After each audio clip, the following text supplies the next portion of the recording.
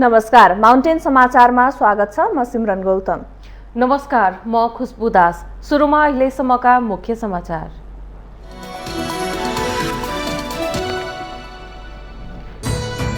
भारतले लिपुलेखमा नेपालको भूमि मिचेर सडक बनाउँदा समेत सरकार मौन। नारायण हिटी संग्रहालयभित्र बन्न लागेको एउटा क्यान्टिनले जति महत्त्व पनि लिपुलेखले पाएन। निर्वाचन आयोगको प्रस्ताव अनुसार वैशाख 14 गते भित्रै स्थानीय निर्वाचन मिति घोषणा गर्न सरकारसँग दलहरूको आग्रह। समयमै स्थानीय तहको निर्वाचन हुनुपर्नेमा जोड। एमबीबीएसका लागि चिकित्सा शिक्षा आयोगबाट निर्धारित शुल्क भन्दा बढी लिन नपाउने निर्णय प्रति मेडिकल कलेजका सञ्चालकहरूको नोट अफ डिसेन्ट। नेपालमा कोरोना संक्रमण बढ्दै एकै दिन 5087 संक्रमित थपिए। सक्रिय संक्रमितको संख्या 18,000 नाघ्यो। सचेत रहन सरकारको आग्रह। सप्तरीको श्री आधारभूत विद्यालयका प्रधानाध्यापक शैक्षिक सामग्रीहरू चोरी गर्दा रङ्गे हात पक्राउ। यसअघि पनि विवादमा मुछिएका प्रधानाध्यापक विरुद्ध स्थानीय आक्रोशित। अफगानिस्तानमा सत्ता कब्जा गरेपछि तालिबानबाट पहिलो बजेट सार्वजनिक। विदेशी सहयोगबारे बजेट मौन। पहिलो चौमासिक खर्च 53 अर्ब 90 करोड अफगानी अनुमोदन। र शहीद स्मारक ए डिभिजन लिग फुटबलमा नवप्रवेशी सातो बाटो युथ क्लबको जित। 8 पटकको च्याम्पियन मनाङ मर्स्याङले 2-1 गोल अन्तरले पराजित।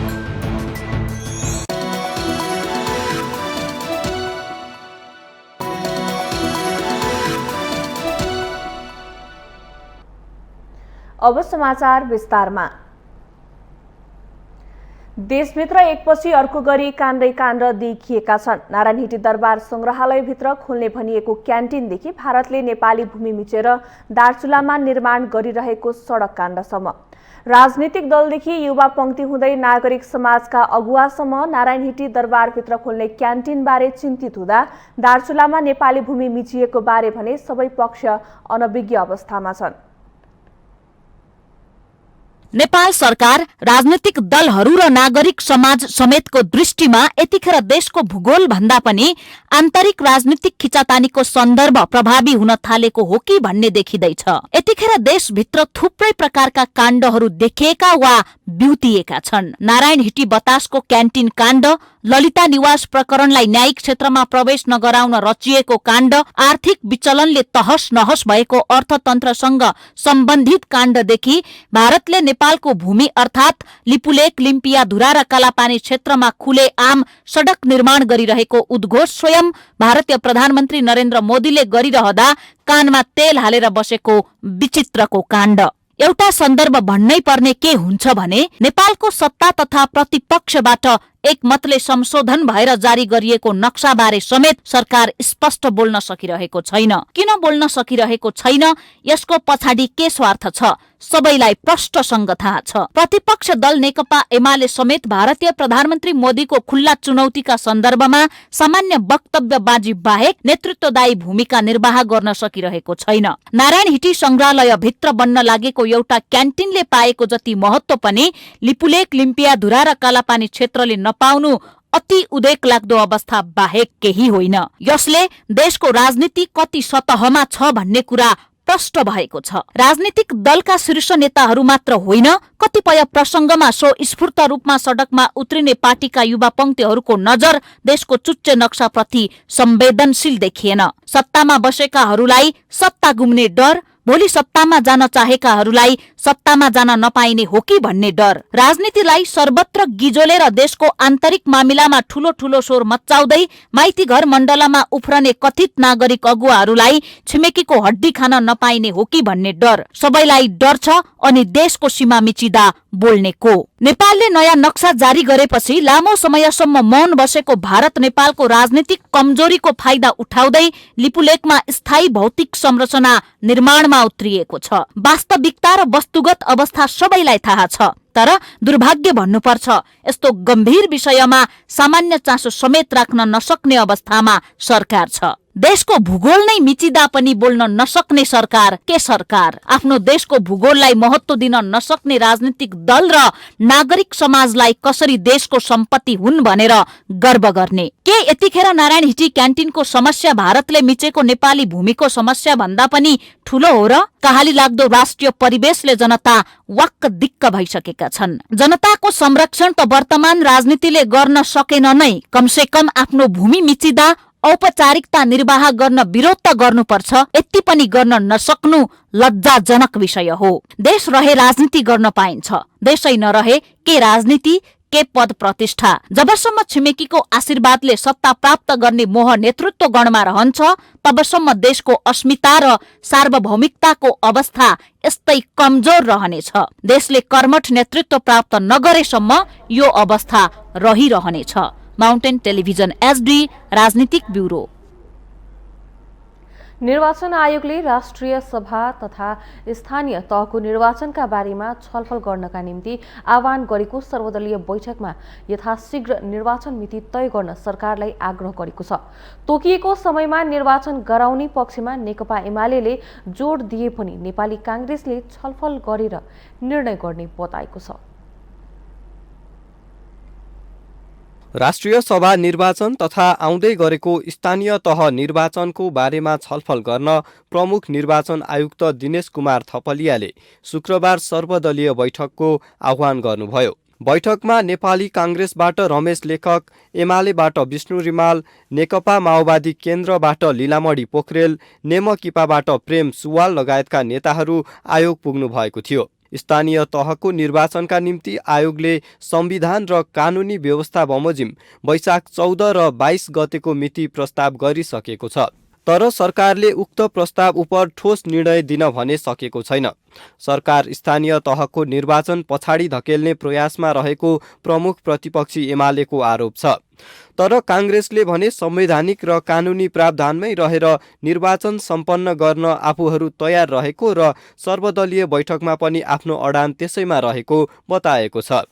उहाँहरूले बहुत राम्रो गृहकार्य गर्नुभएको छ। सबै कुरामा राम्रोसँग गृहकार्य गरेर प्रस्तुत गर्नुभयो। संविधानको व्यवस्था के छ, कानुनको व्यवस्था के छ भनेर आयोगले राम्रोसँग आफ्नो दृष्टिकोण प्रस्तुत गरेको अवस्था छ र सरकारलाई पनि प्रस्ताव गरिसकेको अवस्था छ। त त्यसमा चाहिँ त ठोस ढङ्गले अब यही तिथि मिति भनेर नगए पनि दुईटा चाहिँ त मिति आयोगले भनेर अगाडि बढिराखेको अवस्था छ भने अब सरकारले यसका बारेमा निर्णय गर्नुपर्ने भए हुनाले सरकारले छलफल गरेर निर्णय गर्छ। यता नेकपा एमालेको प्रतिनिधित्व गरेर बैठकमा उपस्थित हुनुभएका उपमहासचिव विष्णु रिजालले आयोगको प्रस्तावमा आफ्नो समर्थन रहेको बताउनु भएको छ। स्थानीय निर्वाचनको कुनै विकल्प नरहेको र पदाधिकारीको म्याद सकिने जेठ 5 गते नयाँ पद बहाली भइसक्नु पर्ने गरी आयोगले सिफारिस गरेको मितिलाई सरकारले अनुमोदन गर्नुपर्ने एमालेको माग छ। निर्वाचन बाहेक स्थानीय तहमा कुनै विकल्प छैन।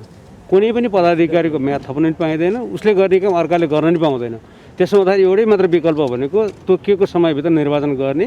तोकिएको समय भनेको आगामी 2079 सालको जेठको 5 गतेभन्दा अगाडि त्यहाँ चाहिँ पद बहाल गराउन सकिने गरी चाहिँ निर्वाचन गर्नुपर्छ भन्ने उसको आफ्नो पोजिसन राख्यो। मैले आफ्नो दलको तर्फबाट निर्वाचन आयोगको पोजिसनलाई समर्थन जनाएको छु र समयमै निर्वाचन हुनुपर्छ। निर्वाचन आयोगले भने प्रस्तावित मितिमा निर्वाचन गर्न कांग्रेस लगायत सम्पूर्ण दलहरू सहमत रहेको दावी गरेको छ। त्यसो त प्रस्तावमा दलहरू गम्भीर नभई निर्वाचनको मिति तय गर्न नसकेकाले नै आयोगले सर्वदलीय बैठक आह्वान गरेको थियो। दलहरूले बाहिर जस्तो प्रतिक्रिया दिए पनि बैठकमा भने तोकिएकै समयमा निर्वाचन सम्पन्न गर्न सबै तयार रहेको आयोगका प्रवक्ता शालिग्राम शर्मा पौडेलले बताउनु भएको छ। आयोगको प्रस्तुतिमा राजनीतिक दलहरूले अत्यन्तै उत्साहजनक रूपमा र रचनात्मक ढङ्गबाट उहाँहरूले सुझावहरू प्रस्तुत गर्नुभएको छ र यी सुझावहरू समेतका आधारमा आयोगले छिट्टै सरकारसँग स्थानीय तहको निर्वाचनको तिथिको सम्बन्धमा परामर्श दिनेछ। होइन, त्यो आयोग त निर्वाचन गर्ने गरी मिति प्रस्ताव गरेको छ त, यसमा त कुनै दुई मात्रै छैन। दलहरूबाट सबैबाट सकारात्मक सुझाव आएको छ, सबैबाट सकारात्मक दृष्टिकोण छ चुनावप्रति। निर्वाचन आयोगले स्थानीय तहको निर्वाचनको मिति 7 दिनभित्र तोक्न राजनीतिक दल र सरकारको ध्यानाकर्षण समेत गराएको छ। त्यसो त निर्वाचनको निर्णय गर्ने जस्तो बैठकमा शीर्ष दलहरूले दोस्रो तहका प्रतिनिधि पठाएका थिए भने केहीले त प्रत्यक्ष उपस्थिति समेत जनाएका थिएनन्। नेकपा एमाले जतिसक्दो चाँडो निर्वाचनको पक्षमा देखिँदा नेपाली काङ्ग्रेस र गठबन्धनका अन्य दलहरू भने सकेसम्म निर्वाचन मिति पछाडि सार्ने पक्षमा रहेको देखिन्छ। माउन्टेन टेलिभिजन एचडीका लागि क्यामेरामा अमर राउतका साथमा सुजन चालिसेको रिपोर्ट। चिकित्सा शिक्षाको स्नातक तहको एमबीबीएस कार्यक्रमका लागि शिक्षण संस्थाहरूले चिकित्सा शिक्षा आयोगबाट निर्धारित शुल्क भन्दा बढी शुल्क लिन नपाउने निर्णय भएको छ। शुक्रबार शिक्षा विज्ञान तथा प्रविधि मन्त्रालयमा राष्ट्रिय चिकित्सा शिक्षा आयोग, त्रिभुवन विश्वविद्यालय, काठमाडौँ विश्वविद्यालय, Kathmandu medical college, Nobel medical college अभिभावक एवं विद्यार्थीहरूको बीचमा भएको बैठकले यस्तो निर्णय गरेको हो।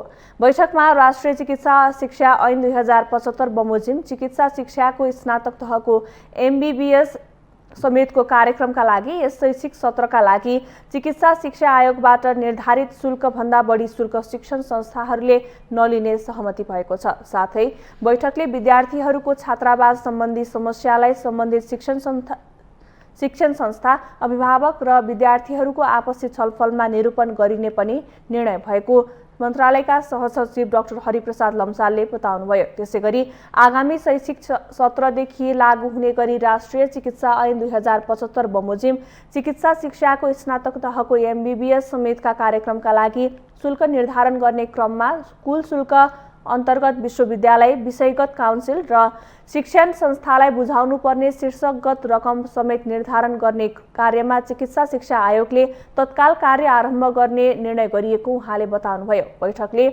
राष्ट्रिय चिकित्सा शिक्षा ऐन 2075 कार्यान्वयनका सन्दर्भमा देखिएका असहजता निरूपणका लागि सम्बन्धित निकाय, विज्ञ तथा अन्य सरकारका पक्षहरूसँग छलफल एवं परामर्श गरी सो ऐन संशोधनका सम्बन्धमा चिकित्सा शिक्षा आयोगले नेपाल सरकारलाई अविलम्ब राय परामर्श उपलब्ध गराउने भएको छ। त्यस्तै एकीकृत प्रवेश परीक्षा प्रणालीमा चिकित्सा शिक्षा आयोगले आवश्यक संशोधन प्रक्रिया अगाडि बढाउने निर्णय भएको शिक्षा विज्ञान तथा प्रविधि मन्त्रालयका सहसचिव डाक्टर हरिप्रसाद लम्सालले जानकारी दिनुभयो।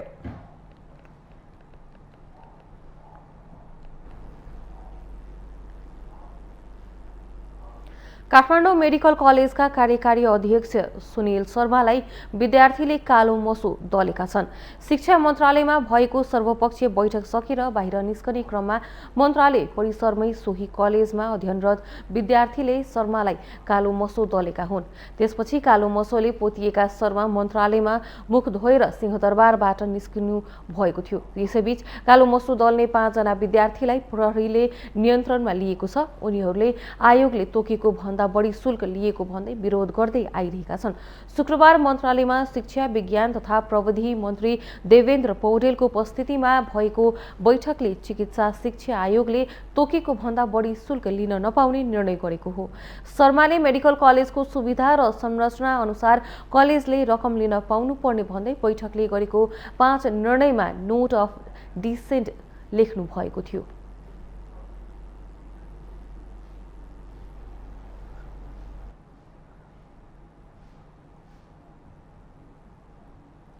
भूमि व्यवस्था, सहकारी तथा गरिबी निवारण मन्त्री शशि श्रेष्ठले साझा प्रकाशनलाई अन्य निकायबाट सहयोग पाउने अपेक्षा नराख्न चेतावनी दिनुभएको छ। आफ्नै छापाखाना, देशभर फैलिएको बिक्री कक्ष, अनुभवी कर्मचारी हुँदाहुँदै पनि साझा प्रकाशन कमजोर हुँदै गएकोमा आपत्ति जनाउँदै मन्त्री श्रेष्ठले अन्य निकायबाट सहयोग पाउने अपेक्षा नराख्न त्यसको सञ्चालक समितिलाई चेतावनी दिनुभएको हो। शुक्रबार ललितपुरको पुल्चोक स्थित साझा प्रकाशनको भवनमा आयोजित कार्यक्रममा उहाँले साझा प्रकाशनलाई सफलता बनाउन सञ्चालक समिति र कर्मचारी इमान्दार तथा मेहनती हुनुपर्ने स्पष्ट पार्नुभयो। मन्त्री श्रेष्ठले साझा प्रकाशन जस्तो गौरवशाली इतिहास भएको साहित्यिक संस्थालाई अघि बढाउन सञ्चालन समितिमा रहेकाहरू आर्थिक रूपले अनुशासित हुनुपर्ने पनि औल्याउनुभयो। व्यवस्थित कार्ययोजना, आर्थिक अनुशासन, पारदर्शी कार्यशैली, दुरुस्त अभिलेख व्यवस्थापन आदिका माध्यमबाट सफलता र उन्नतिको सिँढी चढ्न नसकिने भन्ने होइन, अझै पनि त्यो दिशामा हामी अगाडि जान सक्छौँ भन्ने नि मलाई विश्वास लागेको छ। अरू निकायबाट मात्र सहयोग पाउने अपेक्षा नराखी आफूसँग भएको सकारात्मक सम्भावनाको भरपूर सदुपयोग गरौँ। यसका लागि वर्तमान सञ्चालक समितिको लगन, इमान्दारिता र प्रष्ट दृष्टिकोण आवश्यक देखिन्छ भने कार्यरत कर्मचारीहरूमा मेहनत, आर्थिक अनुशासन र दूरदर्शी सोच अनिवार्य शर्त हो। मन्त्री श्रेष्ठले साझा प्रकाशन कमजोर हुनुको कारणबारे खोजी गरेर मात्रै त्यसको सफलताका लागि अघि बढ्न सकिने धारणा पनि राख्नुभयो।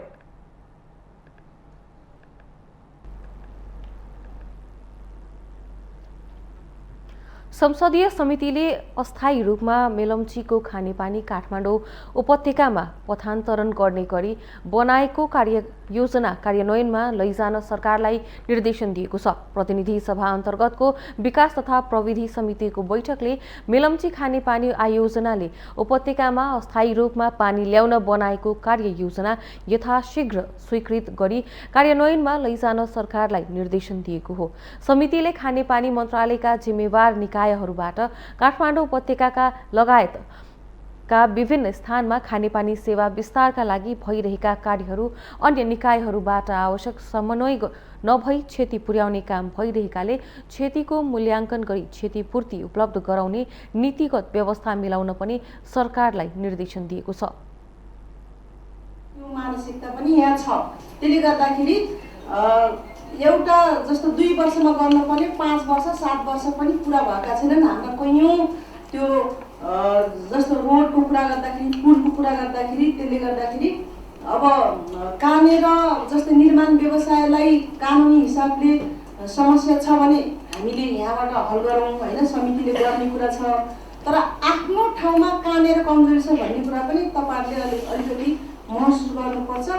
हामीले यो उसमा मिटिङमा आउँदै गर्दा समितिमा हामीले यो छलफल गर्दै गर्दा ठेकदारले पेस्की लिन्छन्, जग्गामा हाल्छन्, घटेर किन लिने? निर्माण व्यवसायले घटेर किन लिने त? आफ्नो त्यहाँ फाइदा हुँदैन भने किन लिने भन्ने कुरा हुँदै गर्दा जग्गामा हाल्ने, जग्गा किनेपछि 2-4 वर्ष म्याद थप्न पाइहाल्छ, 10औं वर्षसम्म म्याद थपिन्छ, जग्गामा डबल ट्रिपल पैसा आइहाल्छ भन्ने सुनेको होइन। मैले त देखाएको पनि छैन, सुनेको कुरा मात्रै। घटी घटाउ लिनको रहस्य के त? एउटा कुरो के आफूलाई पुग्दैन, घाटा लाग्छ भने किन लिने? सबैभन्दा कमजोरी त्यहाँनिर देखिन्छ कि कसैले बिनै नगरिदिएपछि सिद्धियो त। पार्टीको सदस्य भए बापत राम्रो गर्दा पनि विपक्षी पार्टीले आलोचना गरिरहने अनि नराम्रो गर्दा पनि सत्तारूढ पार्टीले आफ्नो सदस्य भएको कारणले वा जनप्रतिनिधिले संरक्षण गरिरहने जुन प्रकारको सिस्टम हामी विकास गर्छौँ त्यति बेलासम्म वास्तवमा देश भन्दैन, यही तरिकाले देश र जनताप्रति घात भइरहन्छ भन्ने कुरालाई हालै मेलम्ची खानेपानी आयोजनले अस्थायी रूपमा मेलम्चीको खानेपानी काठमाडौँ उपत्यकामा पथान्तरण गर्ने गरी बनाएको कार्ययोजना यथाशीघ्र स्वीकृत गरी कार्यान्वयन लैजान समिति नेपाल सरकार प्रधानमन्त्री तथा मन्त्री परिषदको कार्यालयले निर्देशन गर्दछ। नेपाल सरकार खानेपानी मन्त्रालय अन्तर्गत जिम्मेवार निकायहरूबाट काठमाडौँ उपत्यका लगायतका विभिन्न स्थानहरूमा खानेपानी सेवा विस्तारका लागि भइरहेका कार्यहरू अन्य निकायहरूबाट आवश्यक समन्वय नगरी क्षति पुर्याउने कार्य भइरहेकोले यसरी तेस्रो पक्षबाट खानेपानी आयोजनाको काममा पुर्याइएको क्षतिको मूल्याङ्कन गरी क्षतिपूर्ति उपलब्ध गराउने। सभापति खड्काले बाढीका कारण क्षतिग्रस्त भएको मेलम्ची खानेपानी आयोजना भौगोलिक दृष्टिकोणले जोखिमपूर्ण रहेकाले काठमाडौँ उपत्यकामा पानीको माग धान्न नसक्ने देखिएको भन्दै त्यसको विकल्प पहिचान गरी यथाशीघ्र कार्यान्वयनमा ल्याउन खानेपानी मन्त्रालयलाई निर्देशन दिनुभयो।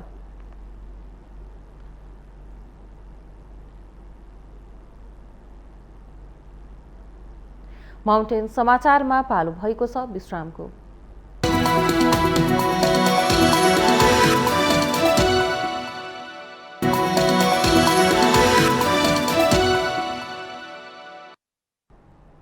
विश्रामपछि स्वागत छ। अब बाँकी समाचार। 2074 सालमा निर्वाचित जनप्रतिनिधिहरूको कार्यकाल अब 4 महिना मात्रै बाँकी छ। आगामी 2079 साल जेठ 5 गतेपछि स्थानीय तहका जनप्रतिनिधिहरूको कार्यकाल सकिएर कानुनी तथा संवैधानिक हैसियत पनि गुम्छ। नेपालको संविधान र स्थानीय तह निर्वाचन ऐन अनुसार स्थानीय तहका जनप्रतिनिधिहरूको कार्यकाल 5 वर्षको छ। यस्तो अवस्थामा तोकिएकै समयमा स्थानीय तहको चुनाव होला त? एक रिपोर्ट। नेपालको संविधान र स्थानीय तह निर्वाचन ऐन अनुसार आगामी वैशाख 30 मा सबै स्थानीय तहका जनप्रतिनिधिको कार्यकाल सकिँदैछ। स्थानीय तह निर्वाचन ऐन 2073 को दफा 3 मा गाउँसभा वा नगरसभाको कार्यकाल समाप्त हुनुभन्दा 2 महिना अगाडि अर्को निर्वाचनको मिति तोक्नुपर्ने कानुनी प्रावधान छ। यसैलाई मध्यनजर गरेर निर्वाचन आयोगले शुक्रबार सर्वदलीय बैठक राख्दै स्थानीय तहको चुनावको तयारीमा लागेको छ। वैशाख भित्रै देशभरका स्थानीय तहको निर्वाचन गरिसक्नुपर्ने संवैधानिक बाध्यता भए तापनि प्रमुख प्रतिपक्ष दल नेकपा एमाले तोकिएकै समयमा निर्वाचन हुनेमा अझै सशंकित छ। स्थानीय निर्वाचनहरूको अवधि सिद्धिसकेपछि त्यो अवधिमा चाहिँ फेरि कर्मचारीलाई नै जिम्मेवारी दिने, स्थानीय निकायको जिम्मेवारी दिने र जिम्मेवारी दिइसकेपछि त्यसको आधारमा पछि कर्मचारीको नेतृत्वमा चुनाव गरायो भने यो गठबन्धन सरकारको पक्षमा निर्वाचन आउँछ भन्ने यो सरकारको बुझाइ हुन सक्छ। तर अहिले नेकपा एमालेको विजयलाई कुनै पनि शक्तिले, चाहे त्यो गठबन्धन सरकारको होस् चाहे त्यो अन्तर्राष्ट्रिय शक्तिहरूको बलले होस्, जित्न सक्ने र निर्वाचन आफ्नो पक्षमा पार्न सक्ने अवस्था चाहिँ छैन। कानुनी प्रावधानलाई ख्याल गरेर वैशाखभित्र निर्वाचन सम्पन्न गर्ने गरी निर्वाचन आयोगले सरकार र राजनीतिक दलहरू मिति समेत प्रस्ताव गरिसकेको छ। शुक्रबार निर्वाचन आयोगले सर्वदलीय बैठकमा 2079 साल वैशाख 14 गते एकै चरणमा निर्वाचन गर्न सम्भव नभए वैशाख 14 र 22 गते गर्न सकिने गरी मिति प्रस्ताव गरेको छ। संविधानत पहिलो चरणको मितिलाई मान्य भनिएकाले आगामी वैशाख 30 मा सबै पालिकाका जनप्रतिनिधिको कार्यकाल सकिँदैछ। त्यतिन्जेलसम्म चुनाव भएर नयाँ जनप्रतिनिधि नचुनिए वैशाख 31 देखि कर्मचारीको हातमा कार्यकारी अधिकार पुग्नेछ। तोकिएकै समयमा निर्वाचन हुन नसकेको अवस्थामा स्थानीय तहका जनप्रतिनिधि विहीन हुनेछन् र कानुनी सङ्कट आउन सक्ने कानुनविदहरूको तर्क छ। हरेक स्थानीय तह सरकारको कार्यकाल संविधानले नै तय गरिदिएको छ। 5 वर्षको कार्यकाल छ। 5 वर्षहरू उहाँहरू बस्न पाउनुहुन्छ। 5 वर्ष उहाँहरूको कार्यकाल समाप्त नहुँदै वा कार्यकाल समाप्त हुँदै इमिडिएट त्यही डेटमा निर्वाचन सम्पन्न गर्नु कर्तव्य हो सरकारको पनि र निर्वाचन आयोगको पनि।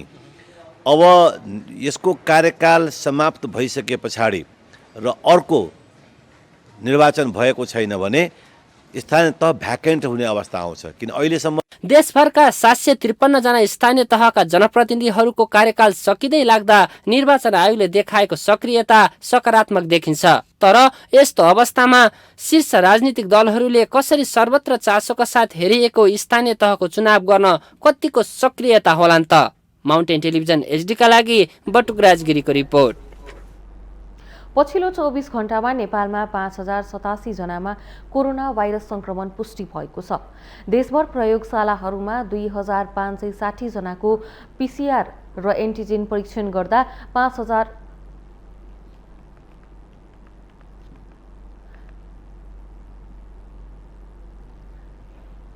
5087 जनामा कोरोना संक्रमण पुष्टि भएको स्वास्थ्य तथा जनसङ्ख्या मन्त्रालयले जनाएको छ। गत 24 घण्टामा काठमाडौँ उपत्यकामा मात्रै 2607 संक्रमित थपिएका छन्। स्वास्थ्य मन्त्रालयका अनुसार काठमाडौँमा 1913, ललितपुरमा 377 र भक्तपुरमा 317 गरी उपत्यकामा 2607 संक्रमित थपिएका हुन्। अहिले कुल 18023 सक्रिय संक्रमित रहेको मन्त्रालयले जनाएको छ। संक्रमणबाट पछिल्लो 24 घण्टामा 3 जनाको मृत्यु भएको छ। यो सँगै नेपालमा कोरोना संक्रमणबाट मृत्यु हुनेको संख्या 11613 पुगेको छ। शुक्रबार 306 जना संक्रमण मुक्त भएका छन्।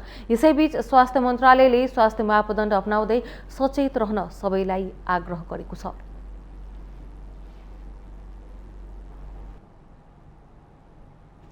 पोखरामा कोरोना भाइरस विरुद्धको खोप लगाउनेहरूको भिड बढेको छ। सरकारले माघ 7 गतेदेखि सार्वजनिक सेवा प्रवाहमा खोप कार्ड अनिवार्य गरेसँगै कोरोना भाइरस विरुद्धको खोप लगाउनेको भिड बढेको हो। पोखरामा विभिन्न केन्द्रहरू मार्फत खोप अभियान सञ्चालन भइरहेको छ। पोखरा महानगरपालिका वडा नम्बर 5 स्थित खोप केन्द्रका प्रमुख आशिष सुवेदीले खोप लगाउनेहरूको भिड दैनिक 1500 जना भन्दा बढी रहेको बताउनुभयो।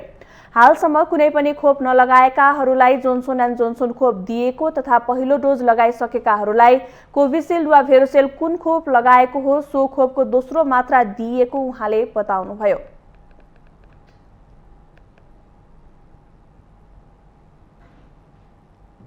कुनै पनि खोप नलगाएकाका लागि जोन्सन र एकचोटि खोप लगाइसकेकाहरूको लागि चाहिँ कोभिसिल्ड अथवा अस्ट्रेलिया अथवा भेरोसिल जुन लाउनुपर्छ त्यसको आधारमा दिएछ। अब पहिला मान्छेहरूलाई आउनु खोप लाउनु भनेर भन्दाखेरि आउनु मान्नु भएन। पछिल्लो समयमा नयाँ भेरिएन्ट आयो भन्ने कुराहरू बजारमा आइसकेपछि अब मिडियामा आइसकेपछि खोप लाउनेको चाप चाहिँ हत्त बढेको चाहिँ छ। सिङ्गल डोज नलगाएको मान्छे पनि अब दैनिक 1500 जना एउटा केन्द्रमा हुनु भनेको चाहिँ यो ज्यादै ठुलो रहेको छ। पहिले खोप लगाउन आग्रह गर्दा पनि अस्वीकार गर्नेहरू अहिले खोप लगाउन आउने गरेको उहाँको भनाइ छ।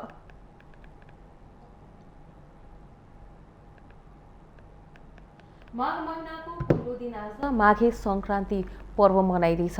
सूर्य धनु राशिबाट मकर राशिमा प्रवेश गरी उत्तरायण सुरु हुने भएकाले आजको दिनलाई मकर संक्रान्ति पनि भनिन्छ। आजका दिन घिउ, चाकु, तिलका परिकार, तरुल, पालुङ्गो, खिचडी आदि खाने चलन छ। माघे संक्रान्तिका दिन यी परिकारले जाडोमा न्यानो प्रदान गर्ने ताता परिकार खाने गरिएको हो। यी खानाले त्रिदोष नाश हुने धार्मिक विश्वास छ। आज देवघाट, त्रिशुली, काली गण्डकी, बागमती, इन्द्रावती, त्रिवेणी, रिडी लगायतका स्थानमा मेला लाग्नुका साथै माघ स्नान गर्ने भक्तजनको भिड पनि लाग्ने गर्दछ। यस्तै थारू समुदायमा माघी महोत्सवको रौनक छाएको छ। थारू समुदायले आजको दिनलाई नयाँ वर्षका रूपमा धुमधामका साथ स्नान, दान एवं खानपिन र रमाइलो गरेर माघी पर्व मनाउने गर्दछन्। आजदेखि 5 दिनसम्म धुमधामका साथ तराई क्षेत्रमा यो पर्व मनाइन्छ। पुसको अन्तिम दिन रातभर जागराम बसेर रमाइलो गरी माघीका दिन बिहानै नयाँ वर्षलाई स्वागत गरिएको छ। आज बिहानै जलाशयमा गई स्नान पूजा गरी ठुला बडा कहाँ गएर आशीर्वाद लिने थारू समुदायको परम्परा छ। यस्तै मगर समुदायले पनि आज माघे संक्रान्ति मनाउँदैछन्। यसैबीच राष्ट्रपति विद्यादेवी भण्डारीले मकर संक्रान्ति तथा थारू, छन्त्याल र मगर समुदायको महान पर्व माघीका अवसरमा स्वदेश तथा विदेशमा रहेका सम्पूर्ण दाजुभाइ तथा दिदी बहिनीमा सुख, शान्ति, समृद्धि, सुस्वास्थ्य, भाइचारा एवं उत्तरोत्तर प्रगतिका लागि शुभकामना व्यक्त गर्नुभएको छ।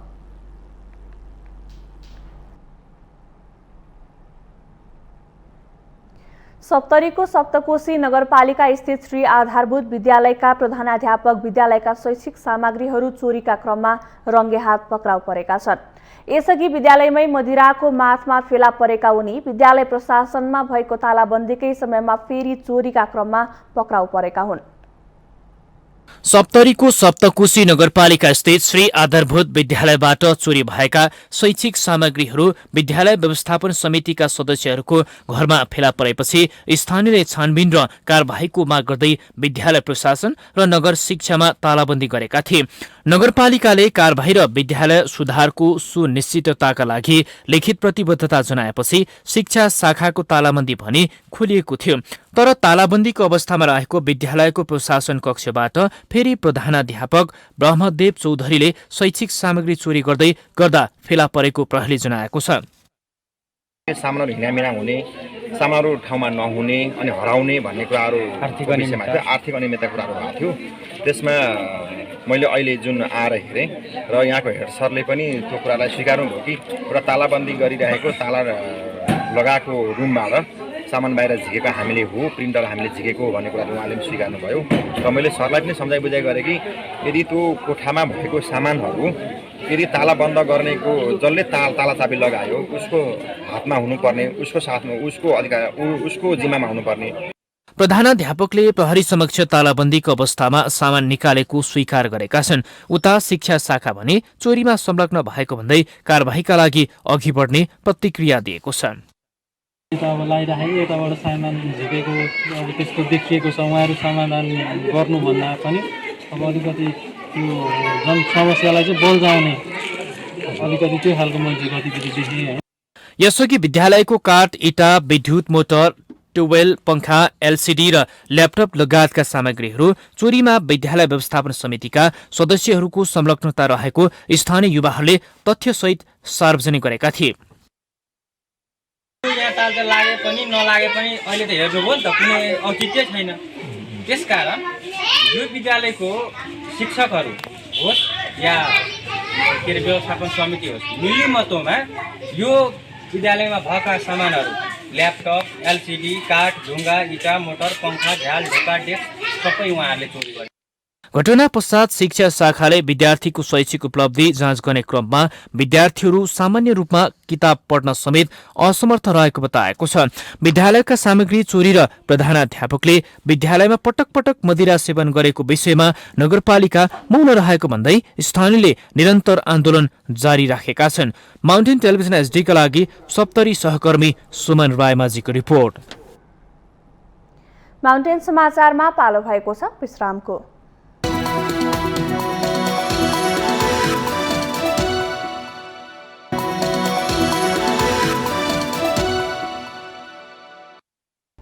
विश्रामपछि स्वागत छ। अब बाँकी समाचार। बागलुङको धौलागिरी अस्पतालमा अक्सिजन प्लान्ट निर्माण कार्यको ढिलाइले बिरामीलाई शास्ति हुने गरेको छ। सरकारले कोरोना संक्रमणका बिरामीलाई सहज रूपमा स्वास्थ्य सेवा उपलब्ध गराउन जिल्लामै अक्सिजन उत्पादन गर्ने उद्देश्यले स्थापना गर्न सुरु गरेको अक्सिजन प्लान्टको काम निर्माण कम्पनीले समयमै सम्पन्न नगरिदिँदा बिरामीलाई समस्या परेको हो। सरकारले बागलुङको धौलागिरी अस्पतालमा कोरोना संक्रमित बिरामीको सहज रूपमा उपचार गर्ने उद्देश्यले स्थापना गर्न लागेको सुविधा सम्पन्न अक्सिजन प्लान्ट निर्माण कार्यको जिम्मेवारी लिएको निर्माण कम्पनीले काम पूरा नगर्दा योजना अलपत्र परेको छ। अक्सिजन प्लान्ट निर्माणको जिम्मेवारी लिएको आरोग्य मेडिटेक निर्माण कम्पनीले समयमा काम सम्पन्न नगर्दा ढिलाइ भएको। प्लान्ट निर्माणका लागि 3 करोडको बोलपत्र आह्वान गरिएकोमा आरोग्य मेडिटेक निर्माण कम्पनीले 2 करोड 32 लाखमा गत भदौ मसान्तसम्ममा काम सम्पन्न गर्ने सम्झौता भएको थियो। कोरोनाको तेस्रो भेरिएन्ट ओमिक्रोन नेपालमा समेत देखिसकेको अवस्थामा धौलागिरी अस्पतालमा अक्सिजन प्लान्ट नहुँदा अहिले पनि पोखराबाट सिलिन्डरमा अक्सिजन ल्याएर बिरामीको उपचार गर्नुपर्ने अवस्था छ। अक्सिजन प्लान्ट समयमै सम्पन्न नहुँदा सेवा प्रवाहमा समस्या भएको छ। सम्बन्धमा चाहिँ डक्टर लागेका छन्, बसेका छन्, ठेकेदारहरू आइरहेका छन्। यो छिटोभन्दा छिटो यो हुनेछ र यसले चाहिँ आम सम्पूर्ण कोभिड जुन चाहिँ कोरोना लागेका अन्य सबै कसैको लागि पनि यो सबैलाई हुनेछ र यो छिटोभन्दा छिटो चाहिँ काम हुनेछ। अस्पतालमा अक्सिजन प्लान्ट समयमा निर्माण हुन नसक्दा बिरामीलाई चाहिने अक्सिजन सिलिन्डरको लागि बाह्य जिल्लाबाट भर पर्नुपर्ने समस्या भएकाले चाँडै यसको व्यवस्थापन गर्नुपर्ने माग गरिएको छ। अक्सिजन प्लान्ट शीघ्र निर्माणका लागि हामीले पत्रकार महासङ्घ बागलुङका अध्यक्ष र यहाँका पत्रकार र म आफू गएर निवेदन जाहेर गऱ्यौँ। तत्कालीन अवस्थामा अष्ट विकास समितिका अध्यक्षले हामीले 1 महिनाभित्र गर्छौँ भन्यो। अदालतले पनि त्यही कुरा विश्वास गर्यो। अहिलेसम्म अब अर्को चाहिँ फेरि भेरिएन्ट आउँदैछ, अहिलेसम्म चाहिँ तपाईँको त निर्माण गरिएको छ। यो भनेको एकदमै दुःखद लाग्दो खाले छ। अस्पतालमै सुविधा सम्पन्न अक्सिजन प्लान्ट बनाउन सुरु गरिए पनि काम समयमै सम्पन्न हुन नसकेको अस्पताल प्रशासनको भनाइ छ। अक्सिजन प्लान्टको चाहिँ सामग्रीहरू आइसकेको छ र यो इन्स्टलेसनको काम जुन बाँकी थियो अहिले फेरि पछिल्लो दिन केही ढिलाइ भएको थियो र अहिले उहाँहरूको टेक्निकल टिम आएर अहिले यो इन्स्टलेसनको काम सुरुवाती भएको छ र यो अब सुरुवाती भइसकेपछि अब छिटै नै यो इन्स्टलेसनको काम चाहिँ सम्पन्न हुनेछ। सानो प्रविधिको अक्सिजन प्लान्ट मार्फत बिरामीको बेडसम्म व्यवस्थित रूपमा पाइप मार्फत अक्सिजन पुर्याउने कार्य भए पनि कोरोनाको बिरामी वात्तै बढ्दा दैनिक 60 भन्दा बढी अक्सिजन सिलिन्डर पोखराबाट ल्याउनुपर्ने बाध्यता छ। बिरामी मध्ये करिब 20% संक्रमितलाई कुनै पनि समय अक्सिजन आवश्यक पर्ने चिकित्सकको भनाइ छ। माउन्टेन टेलिभिजन एसडीका लागि बागलुङ सहकर्मी सुभाष आचार्यको रिपोर्ट। कोरोनाको जोखिमलाई मध्यनजर गर्दै जिल्ला प्रशासन कार्यालय दाङले अनिवार्य स्वास्थ्य मापदण्ड पालना गर्न आग्रह गरेको छ। स्वास्थ्य मापदण्ड पालना नगरी अटेरी गर्नेलाई कारबाही गर्ने प्रमुख जिल्ला अधिकारी हिरालाल रेग्मी चेतावनी दिनुभएको छ। केही दिन यता जिल्लामा कोरोना संक्रमण बढ्दै गएको भन्दै उहाँले कोरोनाबाट आफू पनि बच्न र अरूलाई पनि बचाउन स्वास्थ्य सुरक्षा मापदण्ड पालना गर्न आग्रह गर्नुभएको हो। जिल्लामा केही दिनदेखि प्रशासनको अगुवाईमा तपाईको मास्क खोइ अभियान अभियान समेत सुरु गरिएको छ। साथै जिल्ला कोभिड सङ्कट व्यवस्थापन समितिले सार्वजनिक स्थान, कार्यालय, होटल, रेस्टुरेन्ट, सिनेमा हल, रङ्गशाला, हवाई यात्रा र पार्कहरूमा प्रवेश गर्दा अनिवार्य खोप कार्ड देखाउनु पर्ने निर्णय गरेको छ। कोरोनाको जोखिमबाट बच्न भन्दै जिल्लामा होटल तथा रेस्टुरेन्ट व्यावसायिक साँझ 7 बजेसम्म मात्र सञ्चालन गर्न दिने निर्णय भएको छ। त्यसैगरी राजनीतिक, आर्थिक, सामाजिक, सांस्कृतिक कार्यक्रम र 25 जनाभन्दा बढीको भेलालाई पूर्ण रूपमा रोक लगाउने निर्णय भएको छ। उद्योग व्यापार लगायत सम्बद्ध क्षेत्रमा आबद्ध सम्पूर्ण व्यक्तित्वहरूबाट तपाईँको मास्क खै भन्ने अभियान पनि सञ्चालन गरेका छौँ। यो लगायत हामीले जनचेतना नै प्रमुख काम चाहिँ हो। जनचेतना व्यापक रूपमा विस्तार गर्नुपर्ने आवश्यकतालाई महसुस गरेर हामीले यसलाई अझ टोल घर घरसम्म विस्तार गर्ने हामीले त्यो निर्णय र नीति र हामीले कार्यक्रम त्यस्तो खालको चाहिँ लिएर आएका छौँ। यसैगरी माघ 15 गतेसम्म विद्यालयहरू खोल्न नपाइने र परीक्षा भने स्वास्थ्य सुरक्षाका मापदण्ड अपनाएर सञ्चालन गरिने भएको छ। सार्वजनिक सवारी साधनमा सिट क्षमता अनुसार मात्रै यात्रु राख्ने मास्क र सेनिटाइजरको अनिवार्य प्रयोगको व्यवस्था गरिएको छ।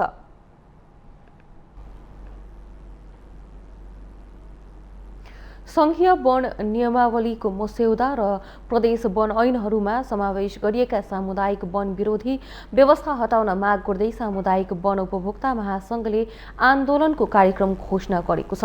सरकारले वन नियमावलीको मस्यौदामा वन ऐन 2076 विपरीत र सामुदायिक वनको अधिकारमा असर पर्ने गरी व्यवस्था गरिएको भन्दै आन्दोलनरत सामुदायिक वन उपभोक्ता महासंघले दोस्रो चरणको आन्दोलनको कार्यक्रम घोषणा गरेको हो।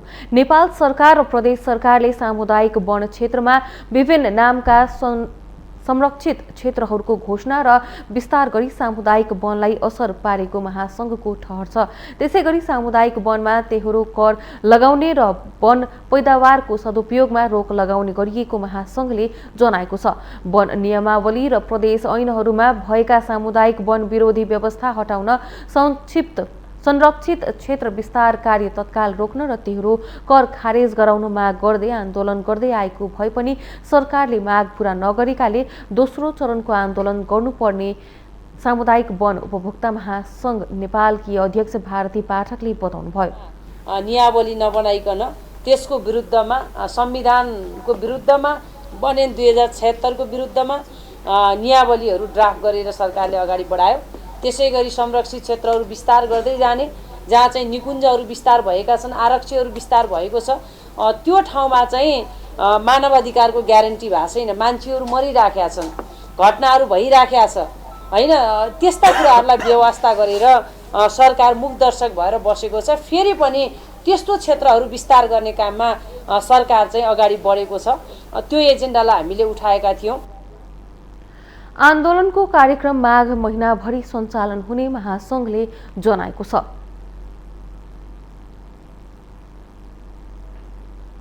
हामीसँग आर्थिक, अन्तर्राष्ट्रिय र खेल समाचार बाँकी नै छन्। माउन्टेन समाचारमा पुनः पालो भएको छ विश्रामको।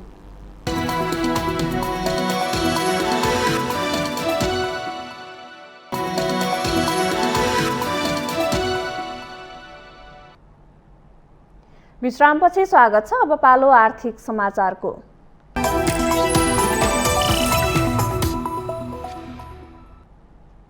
पछिल्लो साता शेयर बजार मापक नेप्से परिसूचक 165.28 अङ्कले बढेको छ। बिहिबार साताको अन्तिम कारोबार दिन परिसूचक 43.29 अङ्कले बढेर 2692.47 बिन्दुमा पुगेर रोकिएपछि समग्रमा 165.28 अङ्कले वृद्धि भएको हो। गएको साताका 5 मध्ये नेप्से परिसूचक 4 दिन वृद्धि हुँदा 1 दिन भने गिरावट आएको छ। अघिल्लो साता 167.97 अङ्कले बढेको नेप्से परिसूचक यो साता 165.28 अङ्कले बढेको हो। पछिल्लो 4 महिनादेखि निरन्तर रूपमा गिरावट आएको नेप्से परिसूचक पछिल्लो 2 सातादेखि निरन्तर रूपमा बढ्दै गएको छ। साताको पहिलो कारोबारको दिन आइतबार नेप्से परिसूचक 73.01 अङ्कले र दोस्रो दिन सोमबार 19.43 अङ्कले बढेको थियो।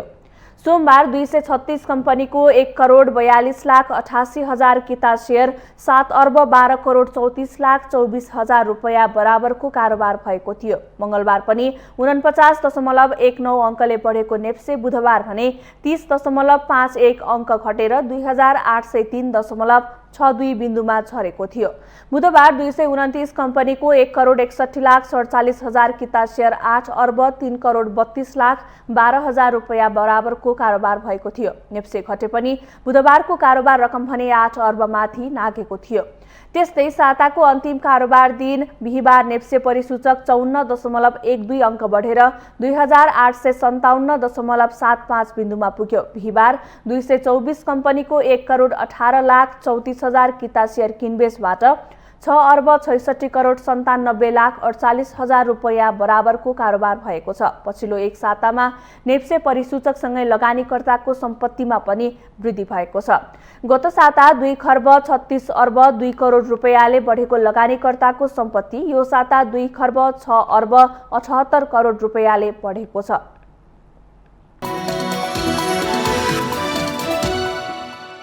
यो सँगै हामी माउन्टेन समाचारको अन्त्यमा आइपुगेका छौं। जाँदा जाँदै मुख्य समाचार पुनः एकपटक।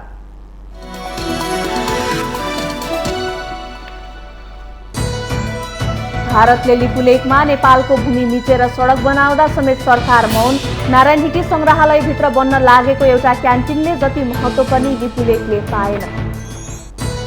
निर्वाचन आयोगको प्रस्ताव अनुसार वैशाख 14 गते भित्रै स्थानीय निर्वाचन मिति घोषणा गर्न सरकारसँग दलहरूको आग्रह।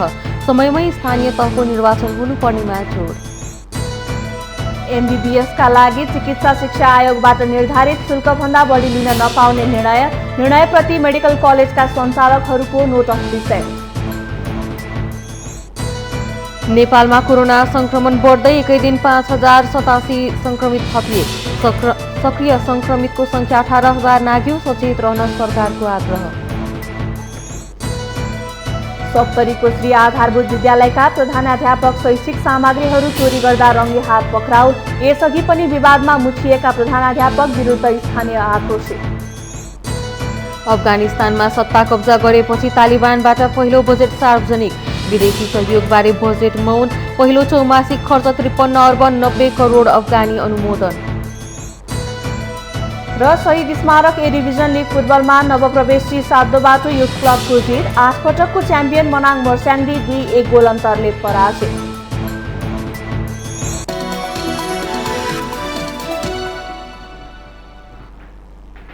माउन्टेन समाचार अहिलेलाई सक्यो। सत्य, तथ्य र निष्पक्ष समाचारका लागि हेर्दै रहनुहोला माउन्टेन टेलिभिजन HD। नमस्कार।